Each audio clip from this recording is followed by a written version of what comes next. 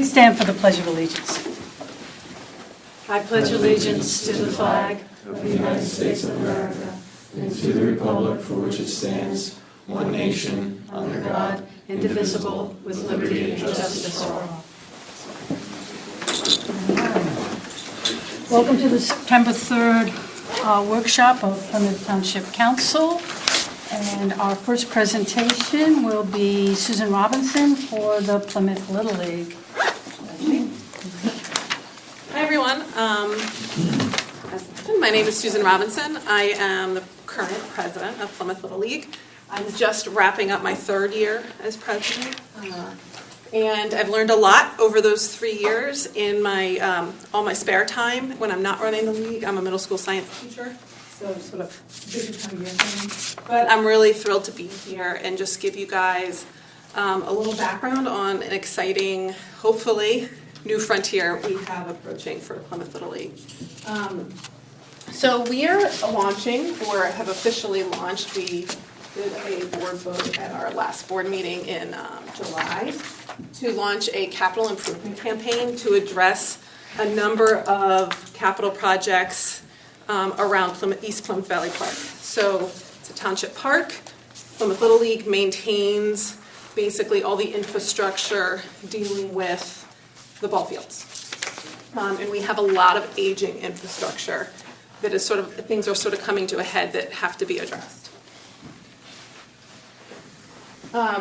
Just real quick background for you.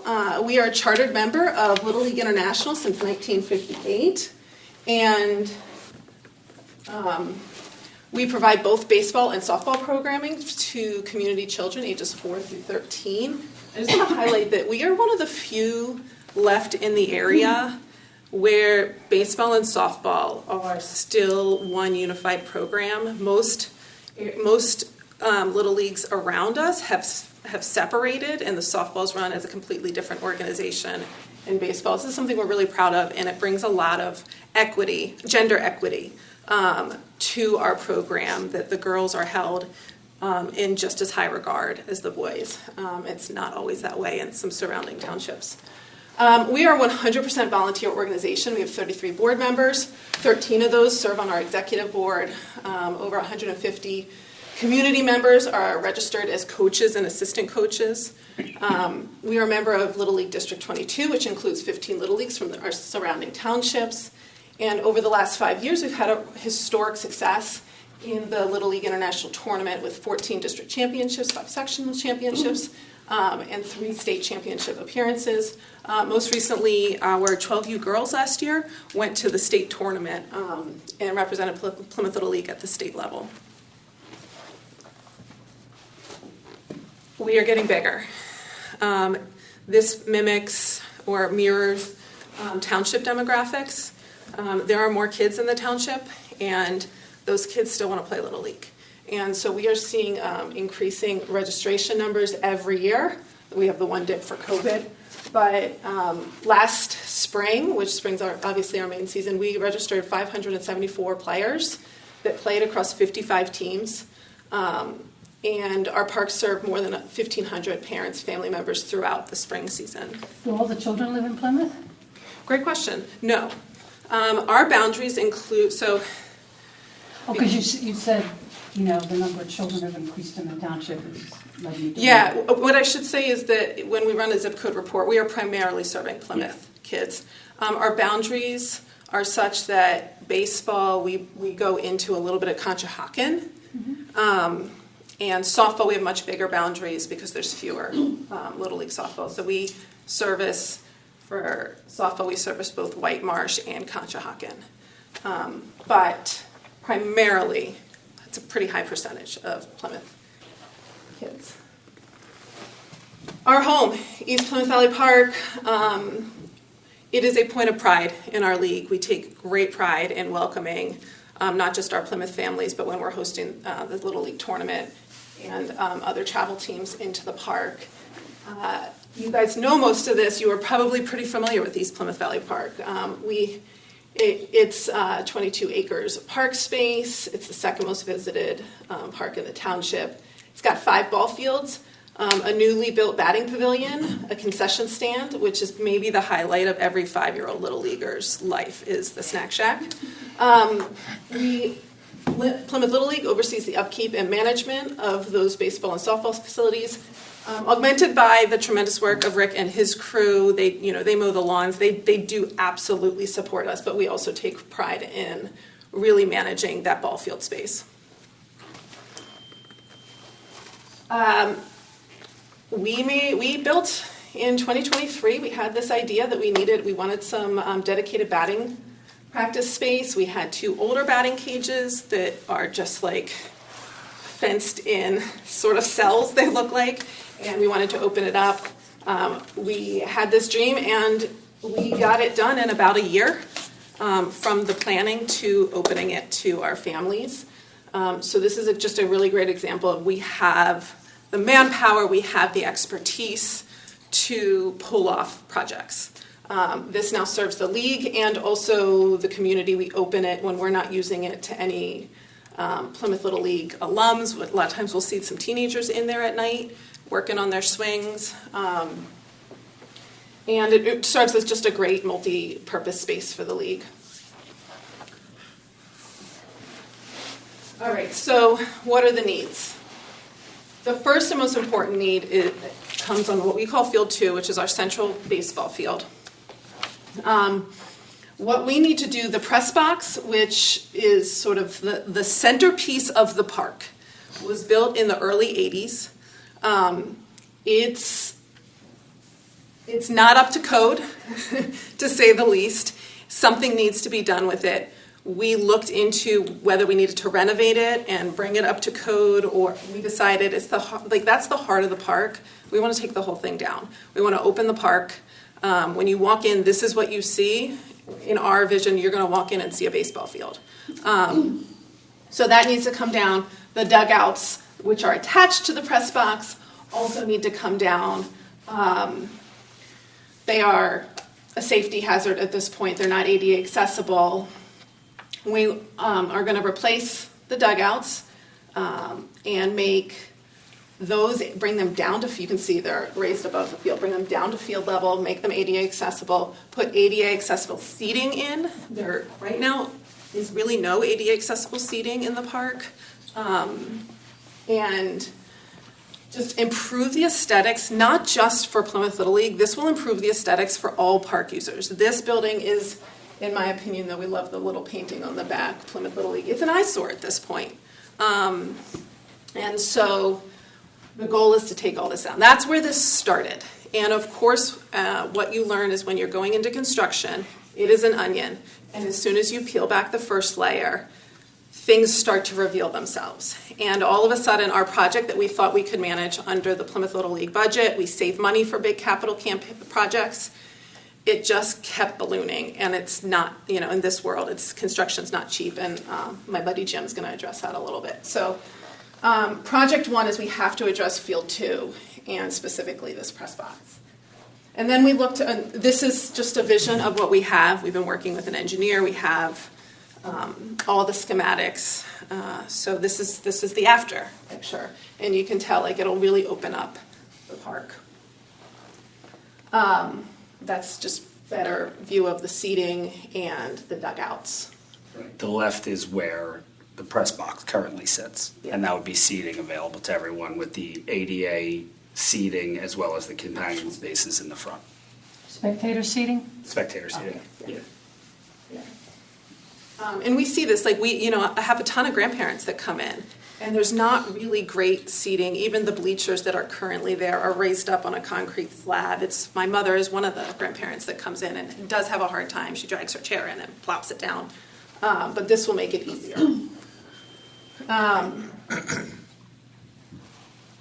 When we tear down the press box, we're going to lose all our equipment storage. That is actually the main purpose of that space at this point.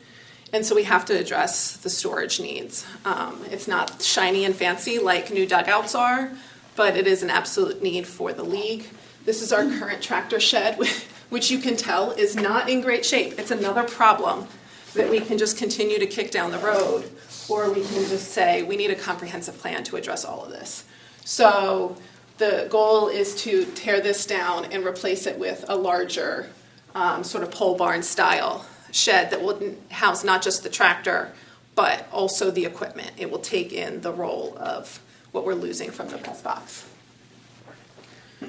So that's project 2. Project 3, I am committed, like I mentioned before, we are combined baseball and softball league. I'm the first female president of Plymouth Little League, and I am committed to equity in our program. So we cannot put all of these investments into the baseball field and then tell the girls that you still get the dugouts with the plywood holding up the roof. The dugouts have to be addressed. We've been in conversation with Rick for a long time about this. He knows it's a high priority on his list too, to address these dugouts. So the softball field, the dugouts need to come down. Our idea is let's tie all this together to make it a cohesive look. Sorry for blowing up. And let's use the same people who we would like to do field 2 to do field 1, which is our softball field, and make this look cohesive. Tear down the dugouts, rebuild them to look the same, and we have to address our backstop here. It's not age appropriate. The distance between home plate and the backstop is huge. You can imagine a 10-year-old girl trying to catch, a 10-year-old pitcher trying to pitch, and then a catcher catching at the ball gets by them all the time, and it affects the game. People hate coming to play on our field for the backstop reason. It's just not age appropriate. So we have to fix the backstop. We also lose a ton of balls over that. So fencing is very expensive. So that brings the price of that project up. Stop me at any point if you have questions. And that gives you a sense. Here's our backstop and the dugouts, again, built in the early 80s. We also want to address the graffiti issues. So our plan, these dugouts are really problematic, and there's also one up on field 4. They provide no line of sight. If someone is in the dugout, you don't know it unless you actually go into the dugout. And that has been problematic for our security reason, and Rick's crew has had to deal with the graffiti consequences of that. So that is also part of the plan, is to create open air dugouts that you can see into from all different points in the park. And then the church field. We have an amazing relationship with Storehouse Church. This is where we play our littlest guys. This is where you're going to go see little 4-year-olds playing quick ball. We are out of field space. We don't have enough to service our program as is. We're very fortunate that the school district partners with us in the way that they do and let us use some of their fields as auxiliary fields. We have this field, and then we have a field up on the Pico property that's right there that we are able to push programming into, but they just need some updating. So that would just give us more space to service our program. So all of this comprehensively, here's some amazing testimonials from, I can also give this link out, I don't need to sit and read all these to you, but our parents really when I put the call out to say, why Plymouth Little League? Why is it worth putting all this money into this organization? They really came through and had some heartfelt messages, including some of the kids. This is Erica Levin. I love playing softball and making friends and having fun. I learned about staying positive in sports, new skills, and have great coaches and both teammates on both my travel and my rec teams. Parents have a lot to say about our league. We're really lucky to have such a supportive parent base. And that leads us to our fundraising goal. We set an ambitious goal. We're going to shoot high and see where we land. Our goal is to raise $500,000. We have already kickstarted that. We have money put away. We have about $100,000 saved to put towards this project. That's where this started. Yeah. And then it ballooned. And I think I'm going to let Jim introduce himself and give a little bit more backstory about where we started and how we ended up here. And I'm going to turn my watch off. So Jim Kortnick, as you heard, I'm an executive board member. I'm also a construction law attorney. You're not going to find me swinging hammers anytime soon, but I kind of know a lot about getting projects off the ground and running.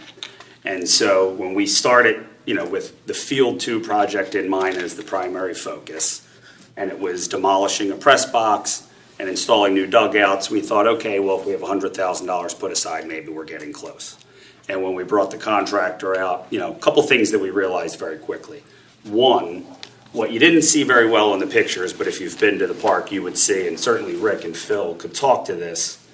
On field 2, when you're coming out of the dugouts, they're not level. Let's put aside the fact that that creates water flow issues onto the field. I coach in those dugouts, and you see kids walking out in cleats, and it's slippery. It's a trip hazard. And so we thought, well, if we're going to invest in redoing this field, isn't that something we want to add to this? And I think it's absolutely necessary, but it added a lot of cost. Another thing we weren't prepared for is if you go around all the other facilities that are updating their fields, they have new and better fencing and netting. I know there's a preference within Parks and Rec to avoid netting as much as possible for maintenance issues, but it's a huge cost driver. So when we were thinking about that in the context of tens of thousands, we went out and got bids from different fencing and netting subcontractors, and they themselves were coming in at 6 figures. And so what we said, so then for a moment, we paused and we thought, okay, how do we scale this project back? And you saw, we've already invested. We have a design that when we knew we could fund it, we could submit immediately for approval to get all the necessary permits going.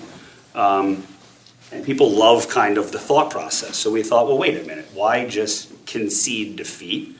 Let's see if we can go out and raise the money. And so we started with a meeting with Phil and Rick and their team. And we know there has been some money already put aside in this year's budget and next year's budget to renovate some of the dugouts. So can we kind of capitalize on that? And then we thought next stop was to meet with this group. What could we get from the township? And we've already met with Representative Greg Scott, who's willing to help, trying to point us in the right direction of some grants that we might qualify for, and has committed that, when they set their fiscal budget, and I think that's going to be the beginning of next year, they'll keep us in mind. And what we learned there, and you guys would know better than I do, he said, usually at the state level, I'm more likely to be successful if you can tell me, what are you getting locally? What have you raised? Well, we've already raised and put aside $100,000, and we're going to try to raise more from our families. What are you getting locally? And then they can often get state funds to match some of that. And so what we're saying is, how many different contributors can we get to this pot so that rather than scaling back this project, because we think we have the right team, we have the right know-how, we have contractors on our board, we have construction lawyers on our board. I mean, if we have the money, we can run this project and we can do it well. And so that's what we're here for. We're here to see how much money we can get. And it's also worth noting that Jim was on vacation, so I was able to meet with Senator Colette's chief advisor. So we've also already made contact with that office, and they're also excited at the opportunity to provide some support. What that looks like, we don't know yet. I was just going to ask, Greg said get local money, I was wondering what Maria said. Yeah. So questions? I'm sure you guys have questions. We've been standing up here talking for a while. Is there anything we can answer? Anything you want to know about the project, the league?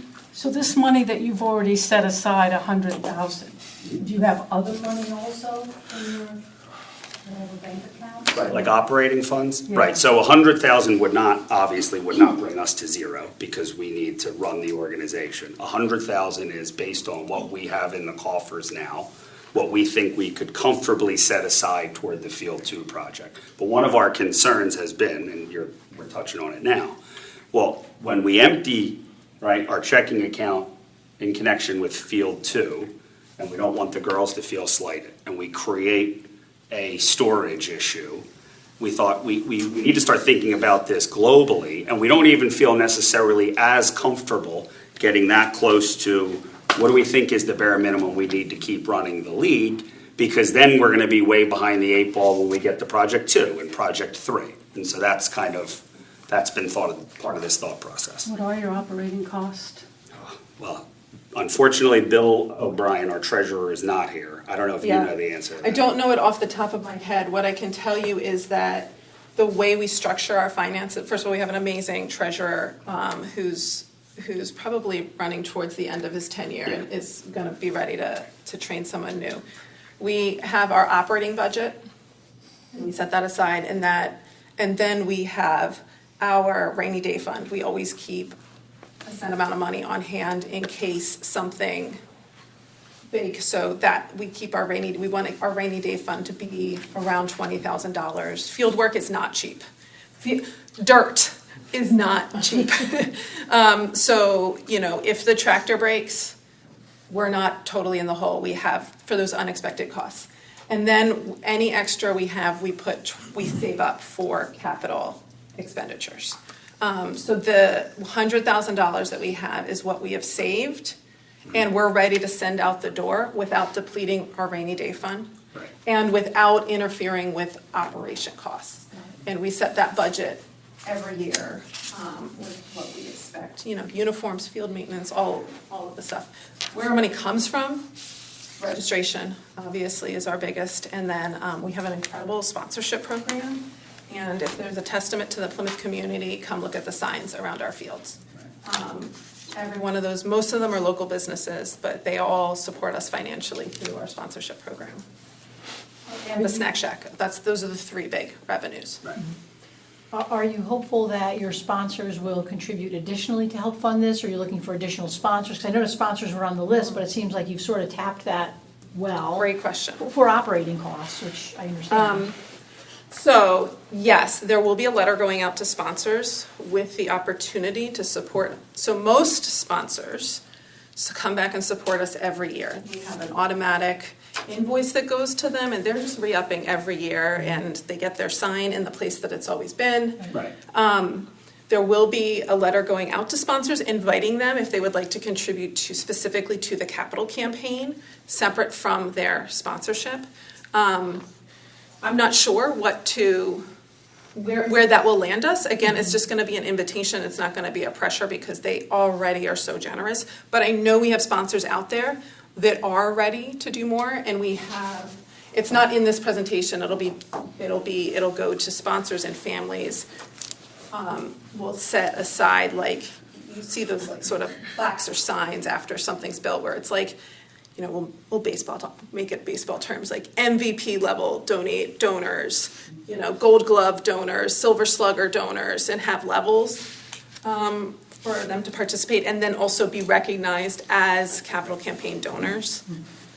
We've also gone to some, for example, Home Depot or Lowe's is not typically a sponsor of your run-of-the-mill, hey, I want a team and my name on the back of the jersey. We've started to kick the tires to see if they contribute in any way to this sort of stuff. So it would be a sponsor, but different than the sponsors who are Jim's Auto, and I'm making that up, right? And buying the signs that you see around the park. Yeah, and we haven't, so we're trying to do this a little bit in phases. It's also a volunteer job, right? This could very much turn into a full-time job, and sometimes it feels like it is.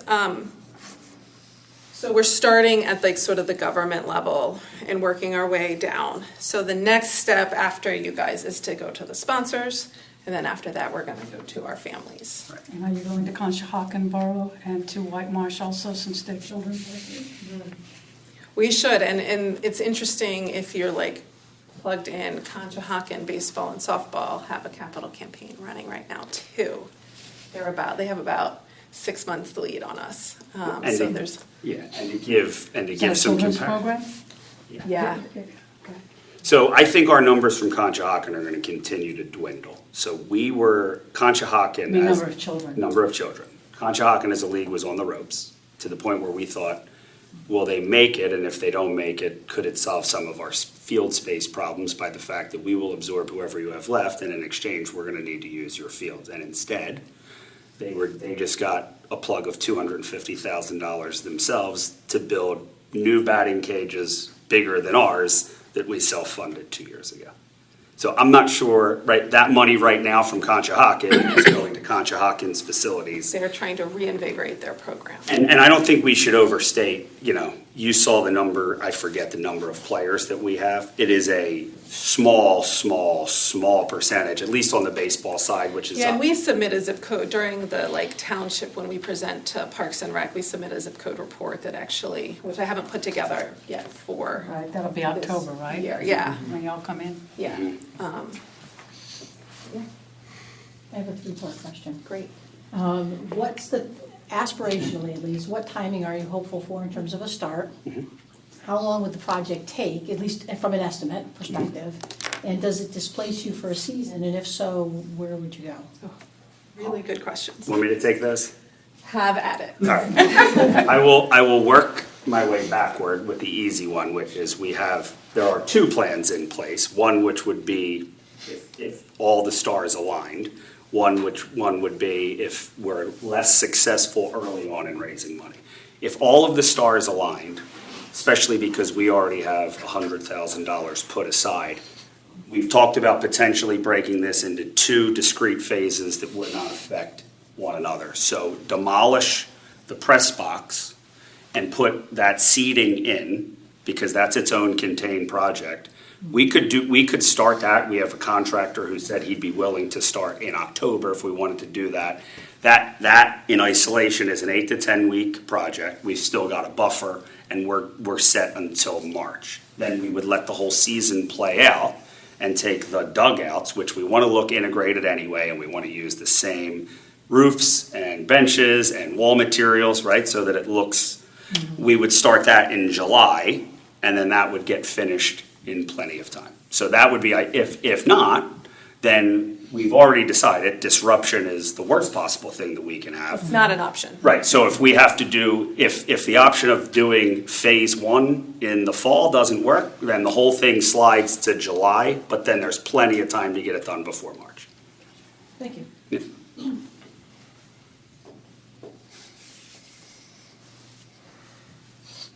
Have you ever thought about having the kids do their own fundraisers, like selling things? I mean, I know not everyone would participate, but it's a lot of kids.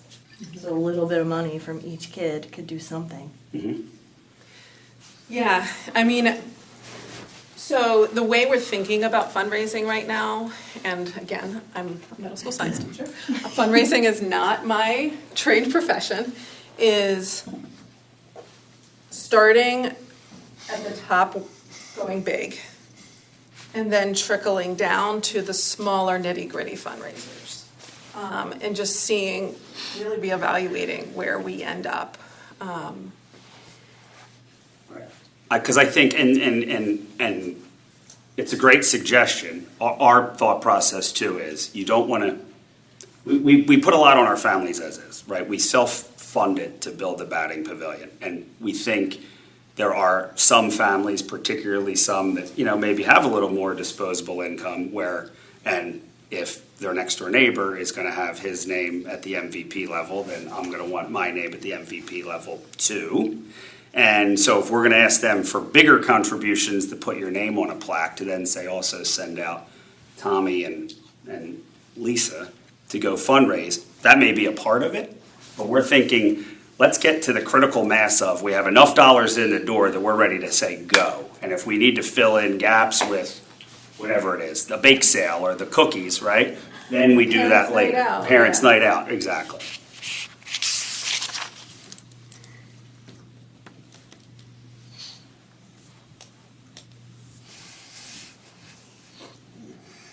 So for the softball field, are you going to White Marsh to ask them to help you since they're girls? I will.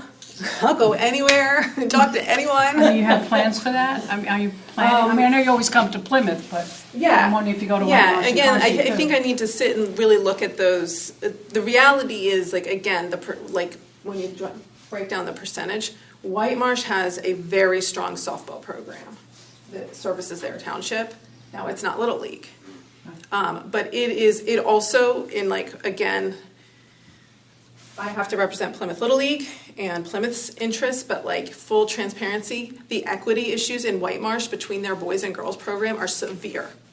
And so for me, as a female representing female athletes, that would be a hard ask when I see what their softball program is being shorted. And we don't have a ton of White Marsh girls because they have such a big, Yeah. their program is strong. It's not Little League. That's the only reason we have their boundaries. When they chose to leave Little League, which happened before my tenure, so I want to say it was like 6-7 years ago, they gave up their charter.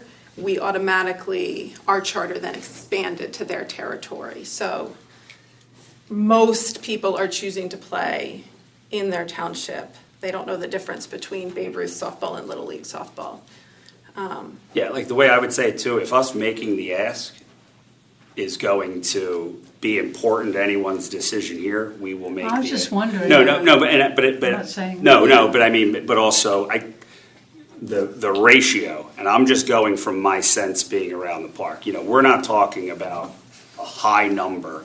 I think we could safely say 90% of the kids that are playing are coming from Plymouth, Okay. and then 10% is from everywhere else. So to ask a particular township to contribute when they may only have 15 kids that ever even walk into that park feels And the boys, like a White big Marsh ask. has a boys Little League program, so White Marsh boys aren't allowed to come play Plymouth. Correct. Like based on boundaries.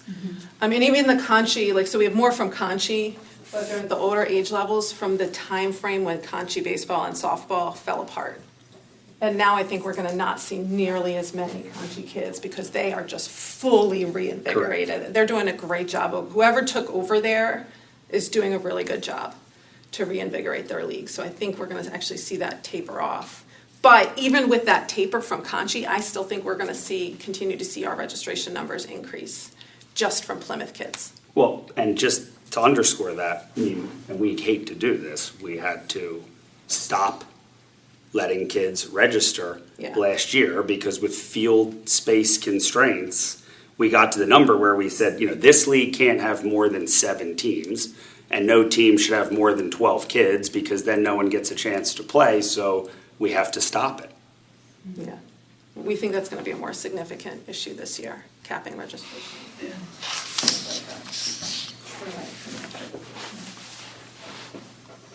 I just have one other question. So I suspect maybe you have some behind-the-scenes numbers. And I'm guessing that you're thinking if we got this from here and that from here, all the pieces would fall together and the stars will align. Is there something specific you're asking from the township? Is there something, a number you were hopeful for or something that? Well, I'll be as candid as I can be, right? I think we have figured out some ways over the next 6 months with money that had already been set aside for the parks to come up with roughly $100,000, and we have $100,000 set aside. We have a $300,000 pie, and the bigger the slice you're willing to take of that, the better off we are.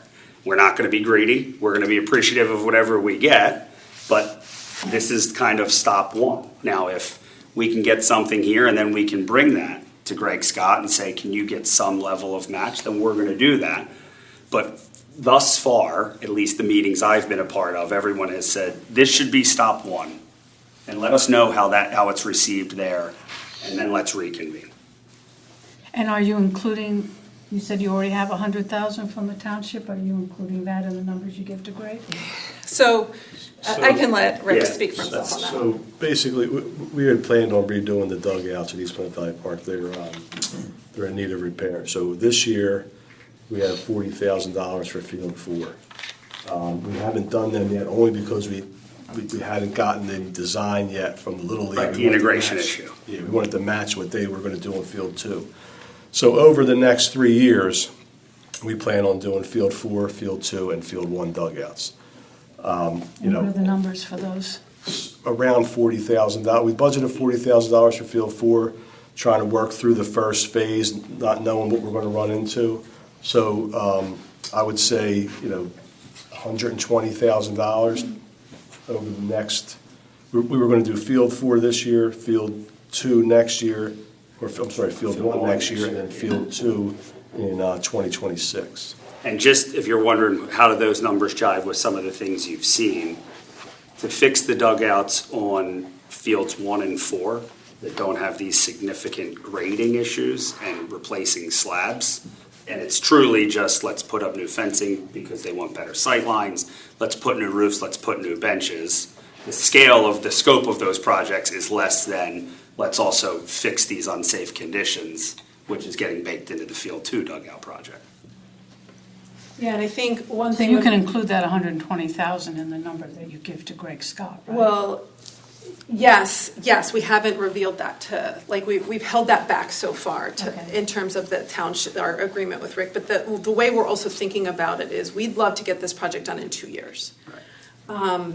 And so we're looking at it as if we take on the dugouts, right, and run it from Plymouth Little Leagues, you know, we've got the engineer, make this one cohesive project. Rick has said to us that, you know, he can allocate that money from his budget to us to put towards the dugouts, but we're hoping to get it done in 2 years, and our goal was like, well, then maybe we can raise enough that we don't need that third, like, that's the ultimate goal, that we don't need to go into the third year to get that last 40,000. Right, so I didn't want to, I don't know, right, we had this conversation with Rick, and I don't know how much detail we can go into that, and I don't want to steal any of his thunder, but if there was 40 put aside for 2024, that should be easy. And if there's 40 coming in 2025, that still fits within our schedule. It was news to me that there could be, like news as in just now, that there could be a third $40,000, but that's 2 years down the road, and it's not necessarily committed, right? I'm sure there'll be more park projects that need Right. done. It's always more. There's a lot of projects. Yes. There are a lot of parks, as you know. Yeah. That's right. Yeah. There's tons. But we had discussed the fact that we were going to redo all these dugouts because they are 50 years old and they do need to be replaced. And we do have issues with vandalism because of the way they're constructed now. And We do them so that you can see inside. Are there going to be cameras, We've talked about vandalism cameras over there. purposes? You know, overnight cameras, no? We did talk about cameras over there. We met, Len brought his vendor over, and we did look at some areas. So we haven't pulled the trigger on that yet, but we did look at having cameras put in. And I don't know, we kind of just got a general idea of where we would need to place them and what kind of electric we would need to run and what types of cameras. So we did. Seems like a lot of the vandalism risk, though, would be decreased by having fences instead of cement walls. Yeah, correct. So maybe.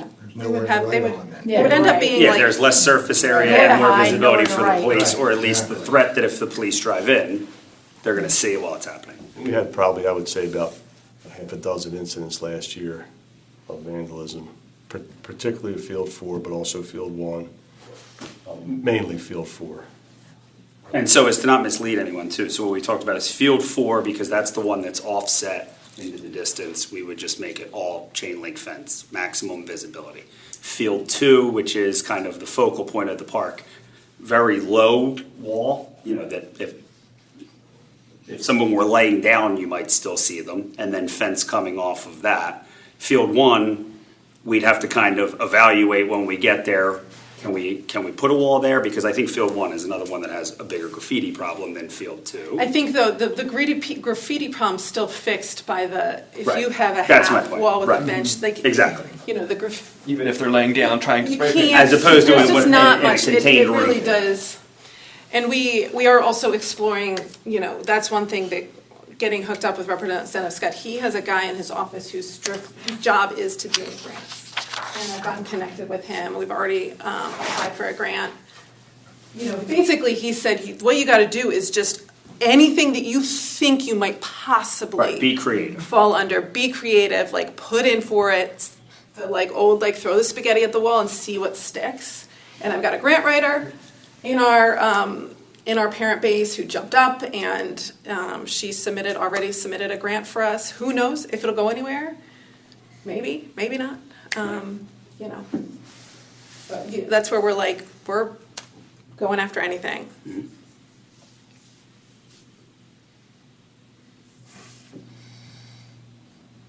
Other questions? from anybody? Thank you. Information. Thanks for your time. Thank you so much. Yeah, thank you.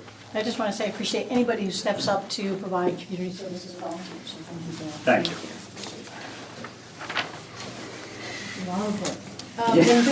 And this presentation is just a web link. Would it be helpful to email it to someone? That would so be you nice, have that'd be great, it? if we can all have it, yeah. Okay. If you email it to our township manager, she can then forward it to all of us.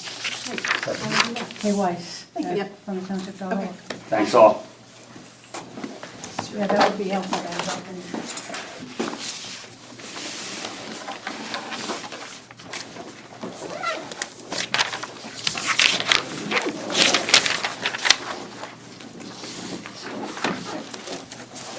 Okay,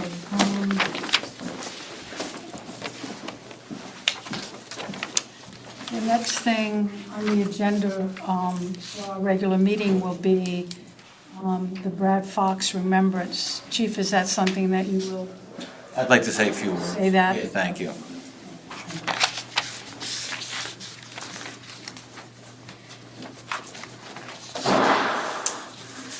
And then we have some recognizing years of service resolutions. We have our community officer, Mark Lacey. Can I do that one? Sure. Thank you.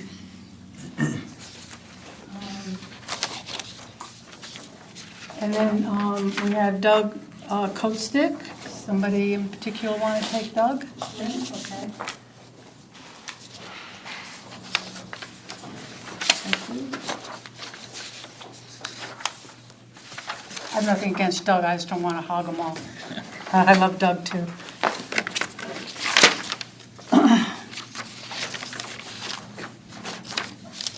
Okay, we will be taking final consideration and action on our single-use plastic reduction ordinance. It's ready for vote.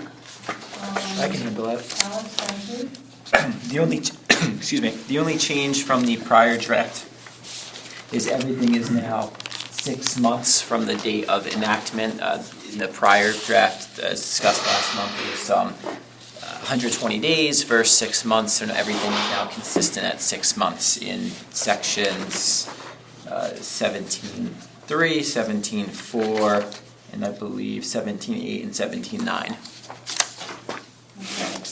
And we've taken care of the price for paper bags at 10 cents and allowing retailers to reuse their boxes that they get goods in to give to the public. Correct, so, Basically BJ's. yes.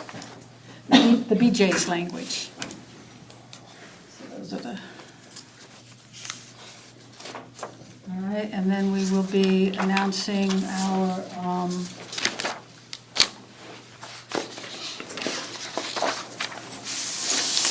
upcoming budget meeting schedule.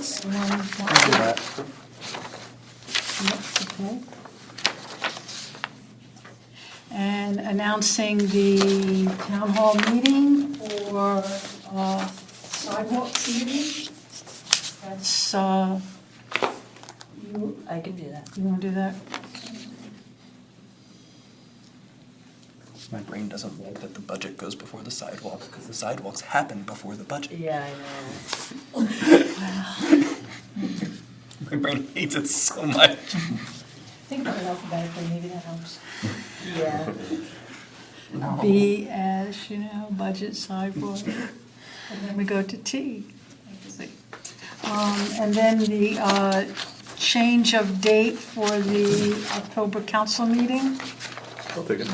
Okay, being changed to accommodate a police department event.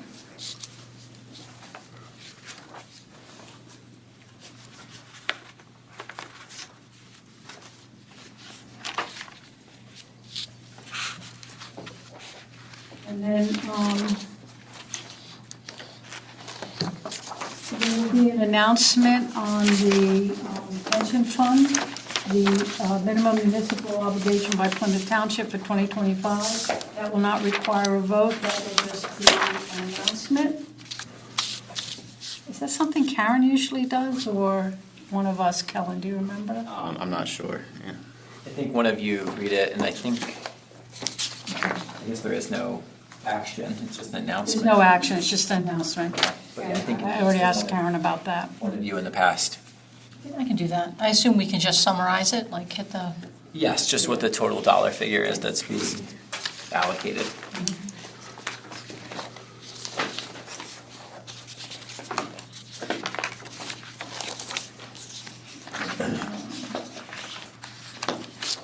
Is there anything else under administration for the workshop, Kellen? All right, Chief, you're up with a lot here. In addition to announcing our Brad Cox remembrance, parking ticket fines. I believe that's the fire marshals. Oh, I'm sorry, It's Mike. okay. Apologies. Your public safety, I apologize. So I'd like to actually table that for a month. Still gathering some information. Basically what that is we're looking to increase the parking tickets from $20 currently to something more substantial, probably at least 30. Seems like the average around here is, there's only one around here that still does 20. Several others do 30 and up to $50. Some people are just coming along saying, just, yeah, $20, here's the cash. It doesn't seem to be much of a deterrent anymore. And it seems like parking's actually getting worse and worse. In our fire lanes, no less, that's bad. Our fire lanes especially, and fire hydrants too. Yeah, but unfortunately, we don't rate for the handicap. But it's so bad. Oh, that's bad too. Yeah. Oh, they park right, they take the van space where a wheelchair's supposed to come out of a van, and they can't open the side door for the wheelchair. So, I see it everywhere. All right, so that's being tabled, that will come off the agenda for the regular meeting. That was the exact question I had when I was reading that. I was like, only 20? yeah. My brain immediately went, that's cheaper than if I just got an Uber. Yeah. Well, that's the thing is, and that's why I want to take a little more time to do this, because I think Philadelphia and a few others have the right idea of don't just make a straight thing either. Some can be a little lesser, while others should be a little more. Parking in front of a fire hydrant, that should be as cheap as it is. We'd like to see that bumped up a lot more. Yeah, that's Several other really bad. places, Philadelphia alone, it's well over $100 some for handicap. That's, those kinds of safety things that, I'm not suggesting we're going that high, but just to put things in perspective, that's what we're trying to see is, could there be different numbers? But it's going to take ordinance to make that change. And then, a fire marshal will be allowed to do citations, not just police, is that the idea? That's the way it currently is now. Both police and the fire marshal and deputy fire marshals can write parking tickets and actually issue non-traffic citations for these issues. The only things we do the safety stuff, as far as fire safety, fire lanes, things like that. We don't do handicap parking though. We don't do all the parking violations. Just really quick, what are the summary proceedings before a justice of the peace look like? What is that? Does the ticket say that you have to go to court? It's district court. It's district court. Our local parking ticket is paid to the township, goes in the general fund, and if they do not pay within 10 days, and actually I usually do it monthly, so they get extra time for it anyhow. We can actually issue a state citation, goes up to the fine. The fine goes up, plus you get all court fees and everything else to go with it. Currently, it can be up to about $150 some when a citation's written. Most of that's the state and court fees, which is well over $100 some.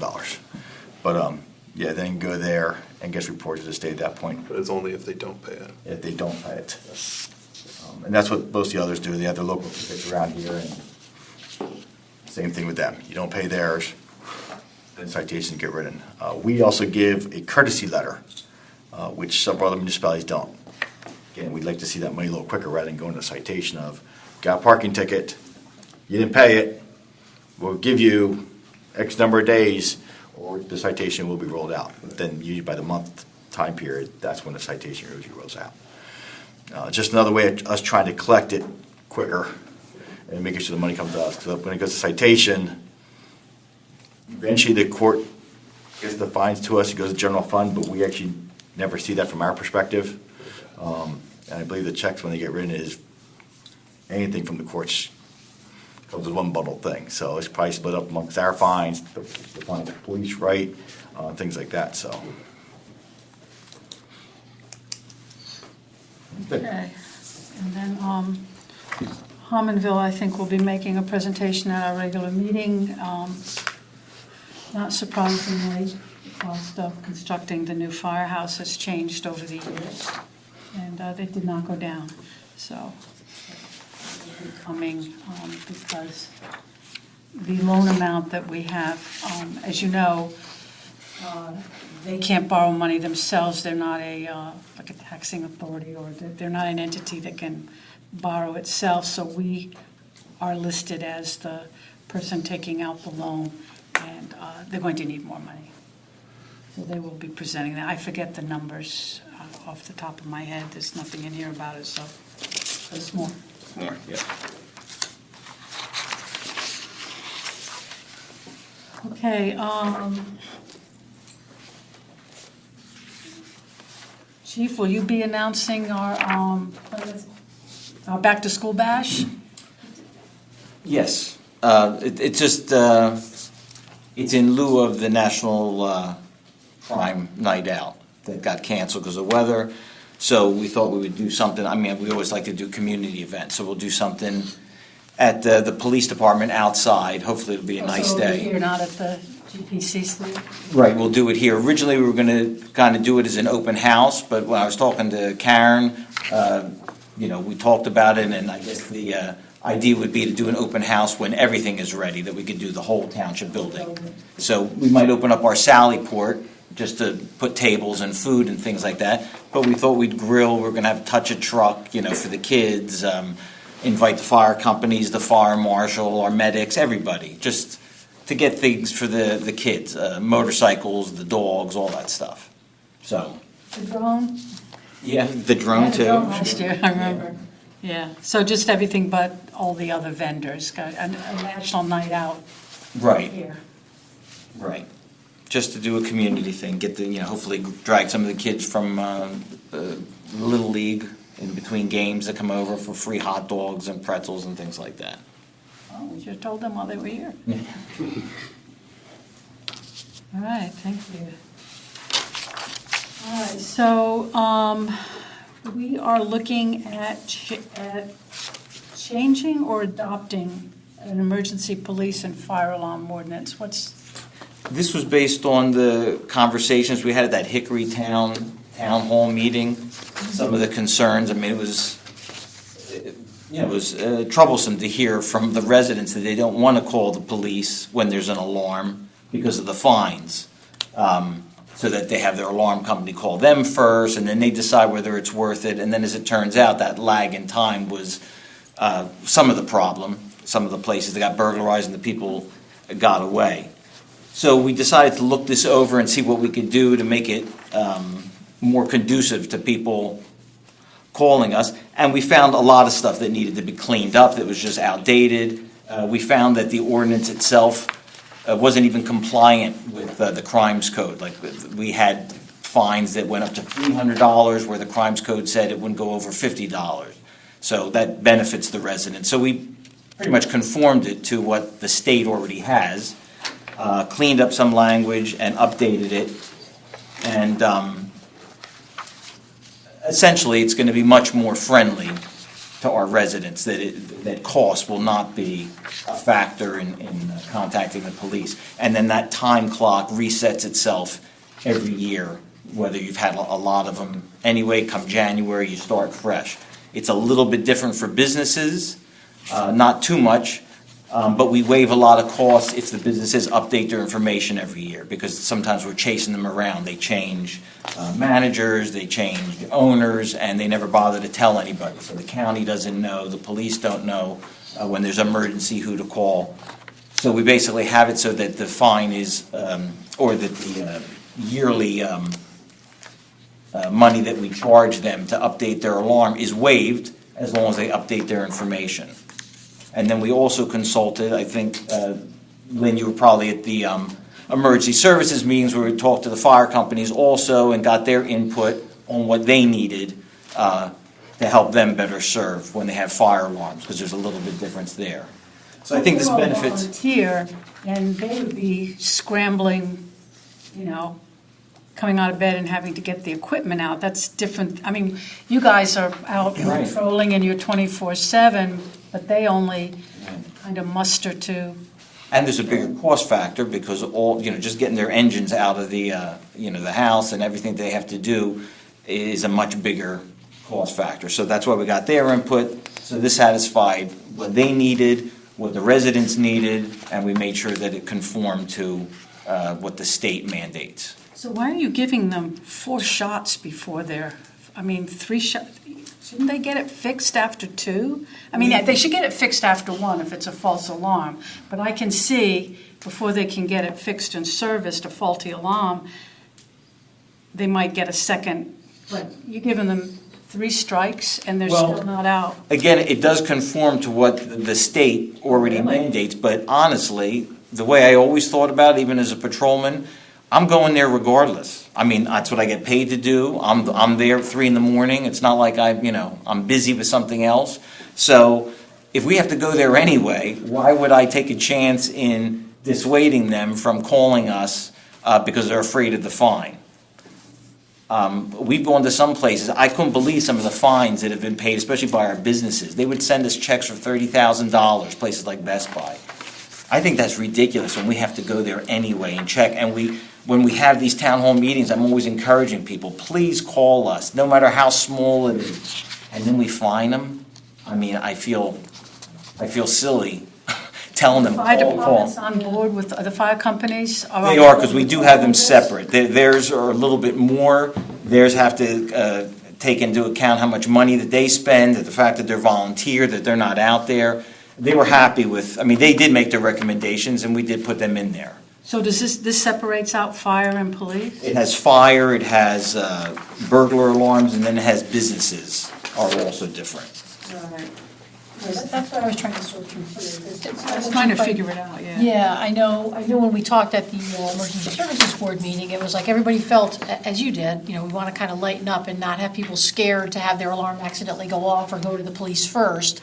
But there was almost a shared sentiment, like we want to toughen up on some of these businesses who fail to fix their fire alarms and have them go off repeatedly, even though they've been cited and asked repeatedly to fix this.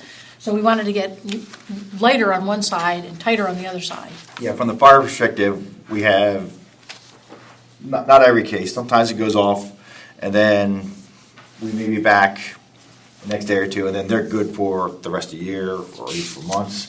We have others where we're there twice in one night, twice the next day, overnights, early mornings, things like that. And they're nuisance alarms where there's a problem with their alarm system. That they don't take care of. That they don't take care of. From the fire code and the building code, we were very limited in what we could actually do as far as going after them for something. Okay, it's a broken alarm. I'm calling somebody to come in and fix it. That's the most that they can do, and that's the most that the code can go after. So this was actually the only way really kind of pushing the issue is saying you got to take care of it or you get fines for your false alarms. Mm-hmm. Now what they shouldn't get charged for and they don't get charged for is if there's something goes off for a legitimate reason. Somebody burned food and we've had one place that they constantly were cooking something wrong and smoke caused an alarm to go off. They're nuisance alarms, but the system was working properly. Can't dock them for that. The system was doing its job. But those are the kinds of ones we look at. We also look, there was one last year that they constantly were fogging for insects and stuff like that. And every month we go out there for a false alarm because they refuse to cover their heads and do what they need to do. And once again, here's a false alarm. Usually around 3 or 4 in the morning because that's when the companies come in to do it. Ecolab goes in and fogs usually the restaurant. And our volunteers are going out there. So this will help with those things, trying to cut down the nuisance ones, the constantly repetitive ones. Once, and then maybe an hour later, because they're just resetting it didn't take yet, we can understand those. This is just more or less something we have to do to more or less ramp it up for the ones that are constant.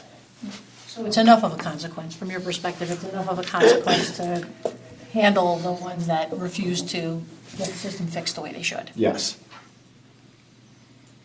That's great. And distinguishing between the fire and the police, because as the chief said, the police are patrolling anyway. They don't mind checking out, but the firefighters are volunteers. Yes. And they've got to get equipment and Yes. respond. And a lot of our problems end up being evenings, weekends, which is the volunteers. Yeah. So but I guess if we're rewriting an ordinance, Alex, have you all taken a look at this yet? This would not be ready for action yet because it would have to be advertised. Other than being in the book, I have not had a chance to review it. It probably doesn't have any changes necessary, but I would want to put it in the format that we do all the other ordinances in. And just, If council's inclined, we can prepare the ad and probably have it ready for the maybe October have the consideration. language ready for us. Make sure it complies with the crimes code and is in the format that Plymouth does its ordinances Yes. before we advertise, so we can take a look at it again. So Karen, does that come off the agenda? Or if you want to do first consideration and have the chiefs, if you're going to be there, just do a quick summary of it. And everything is, I mean, of course, the solicitor's going to have to look at it, but We don't have an ordinance, what we have is strikeouts and additions. We need something to consider. I think we need to get to look for first consideration the way it's going to look, no? Or at least close to. Oh, I can have that done for next week. Oh, okay. I just was concerned about the advertisement for October is when we would be able to do this if council wants to go ahead with these changes.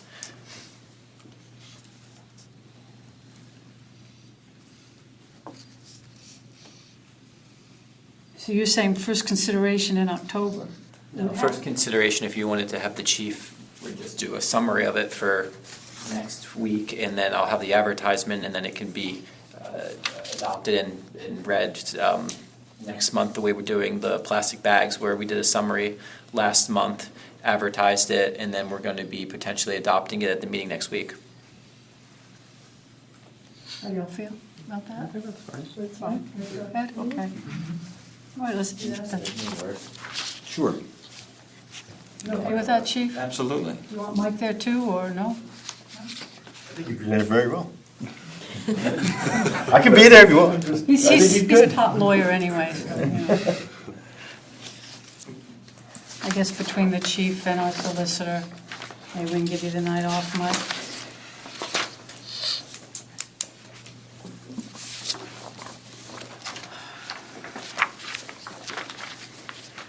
Okay.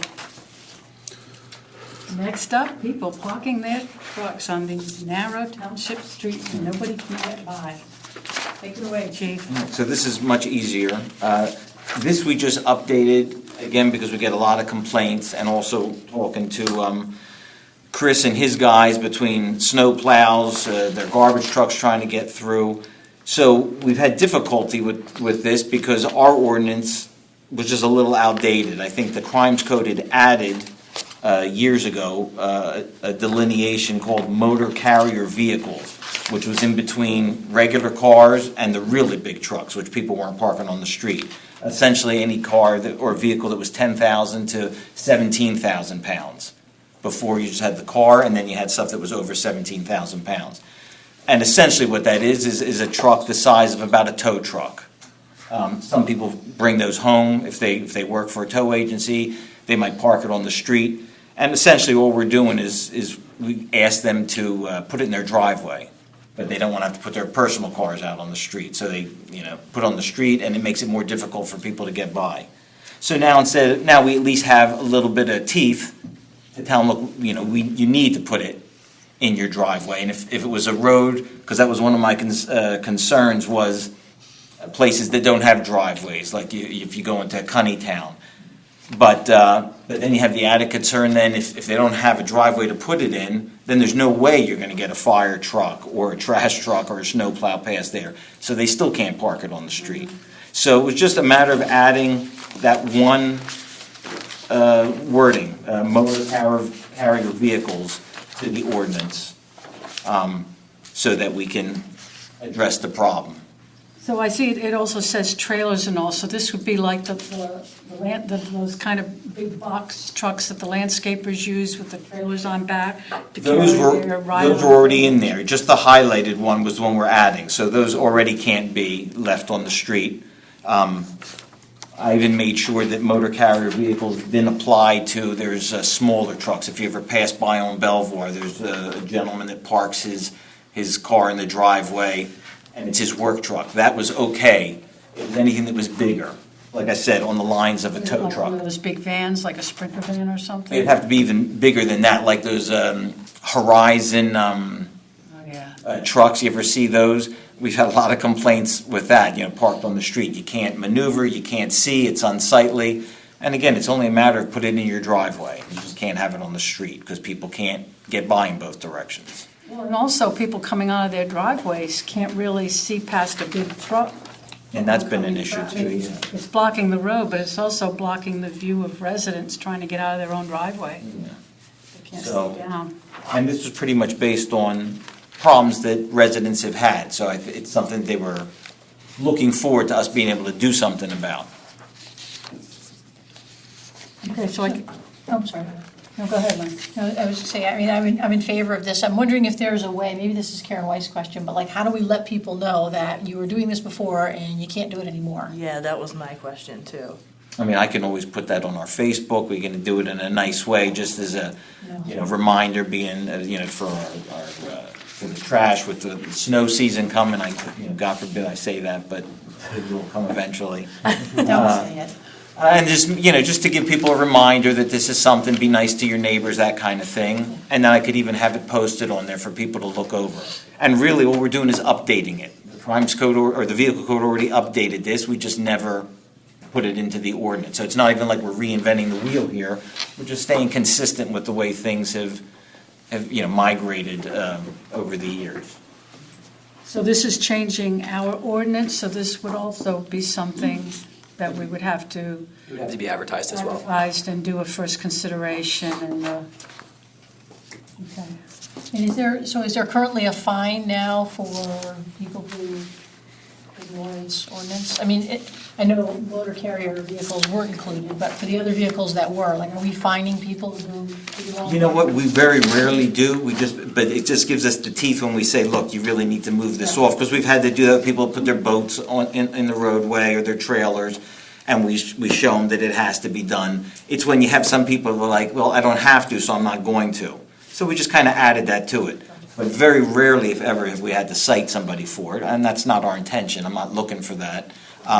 It's just to let them know that you can't do it. So, and that's usually enough, that's more than enough. That's great. Thank you, Chief.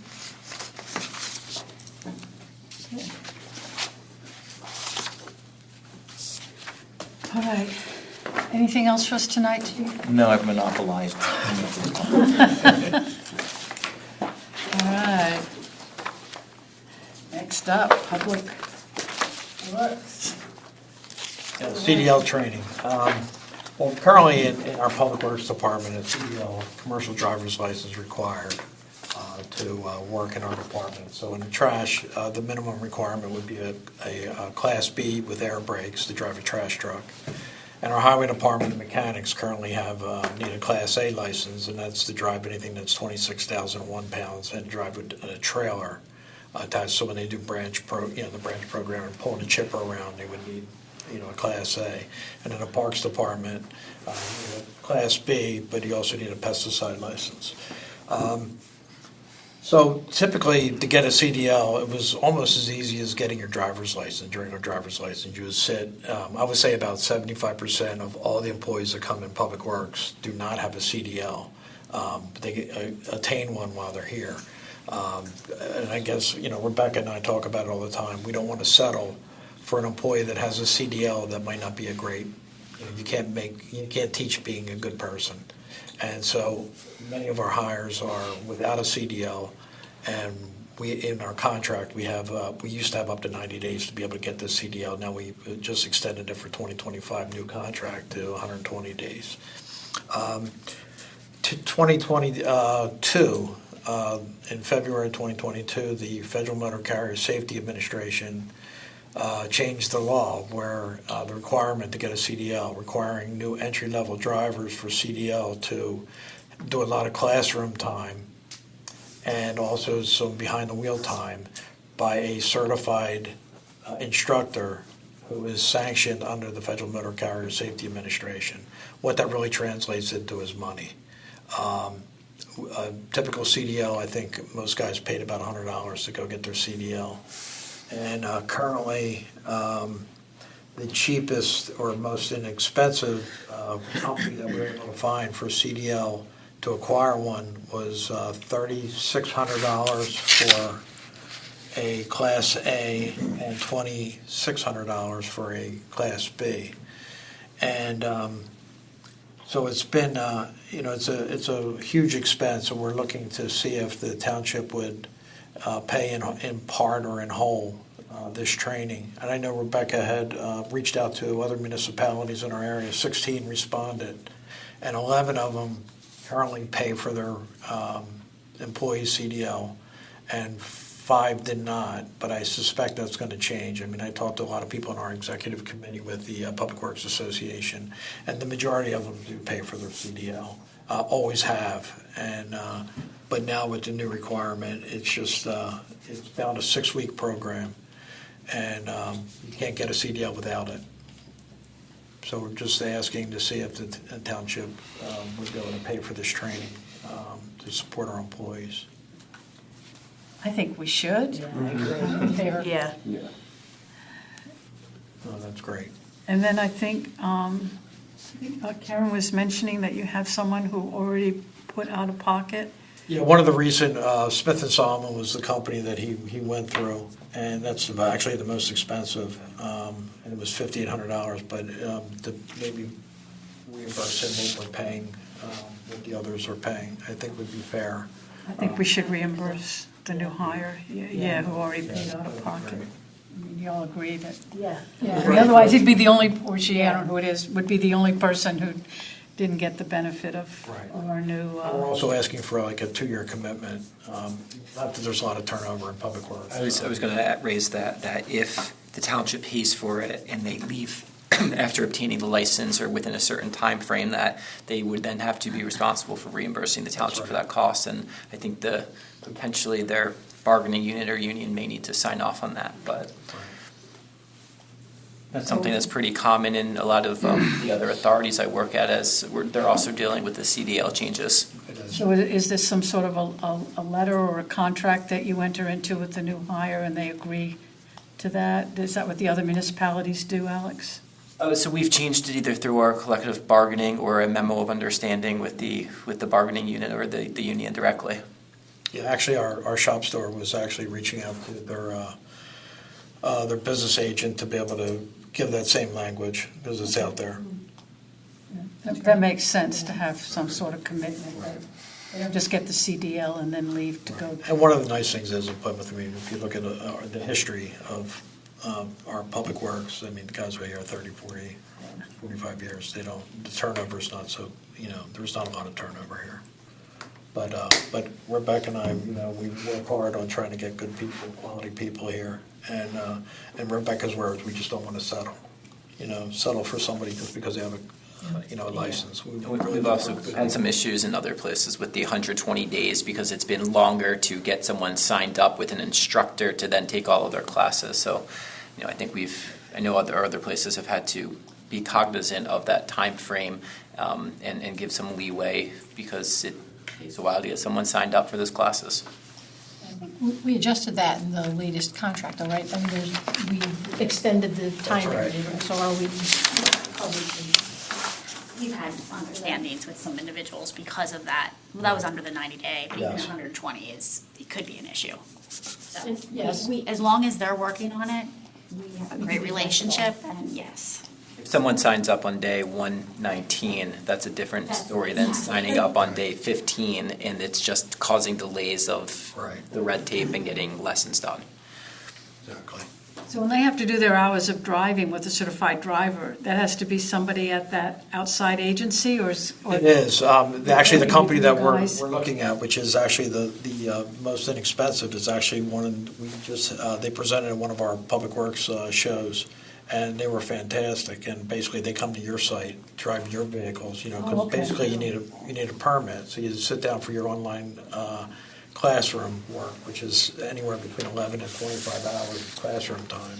And then they'll set up a schedule with you 2-3 times a week for 3 weeks, and then schedule the appointment. But basically, they're coming to your site.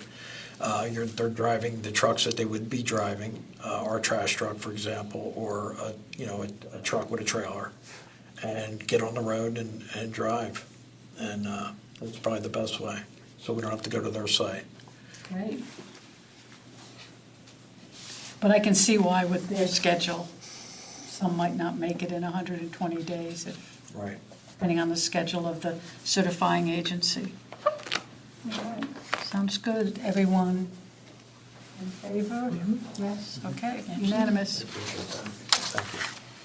Thank you. Do you have anything else? I do not. Okay, so I got an email about the light on Light Street. Is that in the queue with? Yeah, I did respond to Artis, and I reached out to our contractor to find out. Typically, it's a PICO issue if it's this long, because I know Karen reported. I reported it before Karen did, and usually it's a PICO issue, and I'll confirm that once I get a response from our contractor. Okay. Engineering.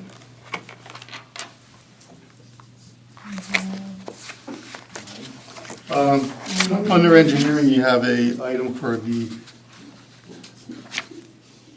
lighting ordinance, a new lighting ordinance or a revised lighting ordinance. This came about, I guess, with the passing of Ron Smith and the Suburban Lighting Group. Ron worked in this township for about 30 years, and he just kind of handled everything. So with this passing, Tim Woodrow reached out to Mulhern Engineering, which is a lighting consultant group who we used in Skippack Township. They did the lighting on the main street in downtown Skippack. And they have reviewed our lighting ordinance and come up with some suggestions and some changes to modernize that ordinance, especially with regard to LED lighting. What's my township phone? Spam. Sorry. So that's really what we're talking about tonight. This group currently is the lighting consultant in Woodpain Township. So they're local and close. I think their office is in Hatboro. Other than that, the changes to the ordinance are in front of you, and if Alex can review it and recommend that we adopt it, that's... I can prepare that one for advertisement as well. Got a lot of work ahead of you. It's cyclical. You have another day left. Yeah. We're meeting on a Tuesday, right? Oh, no, yeah. No, we're meeting on a Monday. Oh, well. Short week, Yeah, we'll get Alex. it done. Short week. You sent it to me in Word. Sure. Do you have a printed copy of it? Yeah.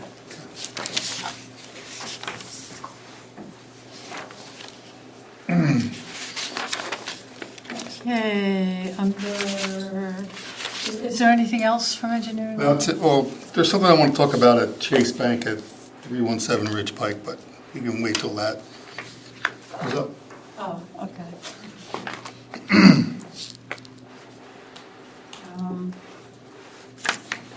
All right, so I guess under subdivision and land development, we have 1508 Sandy Hill Road Extension. That is...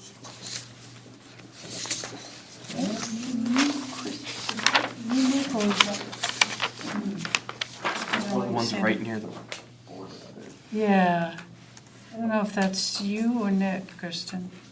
I'm not sure. I can't picture it in my head. I think that's, yep. Okay.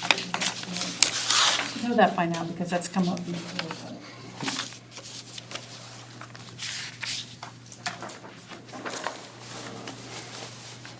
Right, and, this one doesn't say action, so I guess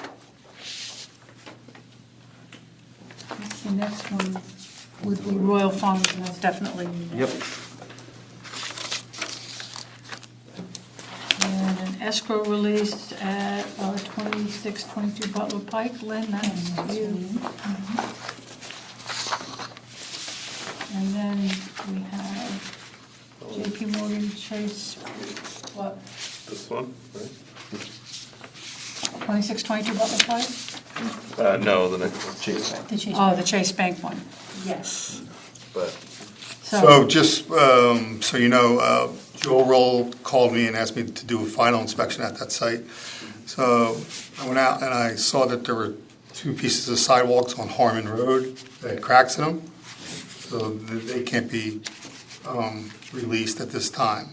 If they didn't have those cracks, we could release the whole escrow and start the maintenance bond period. So I think Karen sent out a letter to the Chase Bank to have a contractor go out there and fix the sidewalks. okay. So we're recommending we remove this from the agenda, or are you going to give us? No, a number? that's current. That's money that they're entitled to for the other improvements that they did install in So we're accordance. still going to hold the 63,000 and change for the sidewalks. To- That's Oh, the that's what it sidewalk is. amount that's being withheld. Right. Okay, so but that's, Aaron, go forward with this. Right. Thank you, Lonnie. Just with August 19th, I wasn't sure if this was recent or if there was something else, so.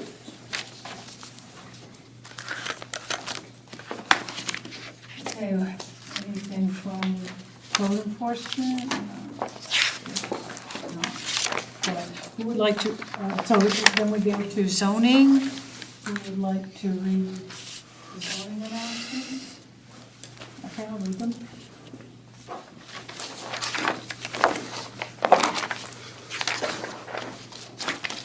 And we have Parks and Rec, there'll be reading of upcoming events, anybody? I'll take it. Aaron, okay. Okay, and then we have proposal on increasing the GPCC pass rates for 2025. Karen called, we talked about it, and I reviewed some data, and I don't think we should change them. Really shouldn't. That's just how I feel about it. And that's based on, we've never raised them 3 years in a row, and this would be 3 years in a row. Oh, okay. So I just think we should leave them the way they are. And when she gave me some data points to look up, that's just what I think, how I feel. So that comes off the agenda? Yeah. Okay. All right, do you have anything else under Parks and Recreation, either Rick or Bill? Okay, I have a couple of things just based on some emails that I got from people. One is, we've had a second act of vandalism at the bocce courts, Yep. so that's unsettling. Well, I mean, we go from the Little League fields to our bocce courts with vandalism. the vandalism, and with corresponding with Jeff O'Brien about that today. Lieutenant O'Brien, somebody rode a bike on the bocce court and left a hole. The bocce people fixed it and they're playing on it. The police are gonna patrol more, and the GPC staff is gonna keep an eye on for any biking that goes on around there. But it is a park, and kids do ride their bikes there. So, it is frustrating for the bocce players, but, we really can't isolate the bocce court because everybody can use them, just not the people in the bocce league. Right. And it's been my experience, and Rick and I were talking about this today, these are our kids. So when you catch them, I'm sure the police will give them a good talking to, which they deserve, but. And their mom and dad too. Right, but these are, it's typically, and I was watching the video to see if they came from the front of the community center, and I didn't see it, so I think they're coming in from the neighborhood. So hopefully we can catch them, and the fact that they get caught will hopefully make them stop. So it's been a few years since the bocce courts have been hit, and I find it peculiar because they're not doing anything else in the park, at least at this time. Not that they won't come back and do that next time, but, Yeah, so it sounds like it may be the same. I think it is. It might be People- an e-bike too, which is easy because you can't have those in the parks, so that's another, But we'll do our best to try to catch them, so. Okay, do you have no idea if it's happening at night or during the I think it's day? happening on the weekends. I do. And the other thing that'll work in our favor is soccer starts. The more activity, that's a good thing. But sometimes the soccer kids go down there and mess with the bocce. It's kind of a double-edged sword, but I tend to believe that if the kids are destroying the bocce courts, some of the soccer coaches and parents will let us know, so. Are they aware that they should, I can remind them. yeah, just kind of remind them, I'll remind them to look out stay that- off of there too. Yeah. See, the That, bocce courts are in a really bad spot because they're next to the bathroom and next to the playground. The ones in East Norton are next to a cemetery, so nobody goes up there to play. But it's hard to tell a little toddler, stay off of the bocce courts. There's 4 different signs there, so that's an issue there too. But I can remind the soccer club that, Yeah, that, we did that with the school district because the kids were getting off the bus and playing. And then, sometimes it might be the siblings of the soccer players It are getting absolutely bored. is. It Get absolutely bored is. and they come It down and. absolutely is, yeah. So maybe if the So- coaches can tell the parents Right. that, stay off the bocce court when you're bored. Alright. And then the other thing, Rick, I don't know if you had a chance to see it, I forwarded to you about the neighbor complaining about the sinkhole next to the drive at Yes. Harriet Wetherill Park. They think that the renovations to the park are what created the sinkhole. But anyway, Plymouth Creek has dried up on their property. Yeah, this happened, this also happened years ago. We were out with Ronnie and Tim Woodrow, and we brought Earth Engineering out. The sinkhole that he's referring to is under the bridge on the entrance from Butler Pike. So it's not easily accessible. We've had several sinkholes, and even on that neighbor's property, they've had yeah, he has a lot. several. It's just, it's the area. To fix that sinkhole, they have to pump grout. It's a significant cost to fix that sinkhole. And even if you do fix that sinkhole, another one can open up. It's just the geography there. So he had called us probably a couple of years ago, and I think he kind of said, like, we can't just go around fixing all these things. It's just the nature of the geography. So I think right now, the water table's down. It's been really dry. I think we have a couple, 3-4 inch rains, and I think that stream will come back. That's what happened since the last time we talked to him.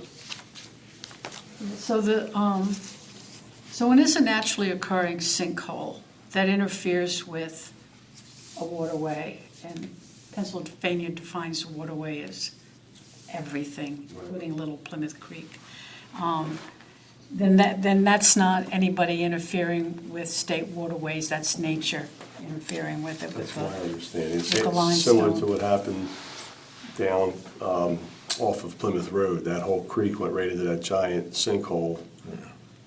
They just, we've had, I bet you we've had 4 or 5 just in that general parking area that, we have filled with concrete, we dug up and filled with concrete, but this one is just, you can't get to it.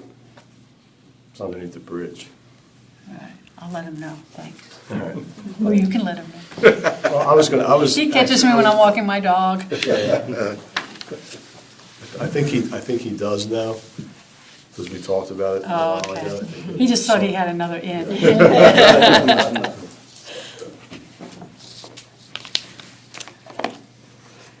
Okay, anything else, Phil or Rick, about the parks or recreation? All right, Citizen Board vacancy announcements. Lynn, thank you. That's it, right? Sorry it went long, folks. Thank you all for coming.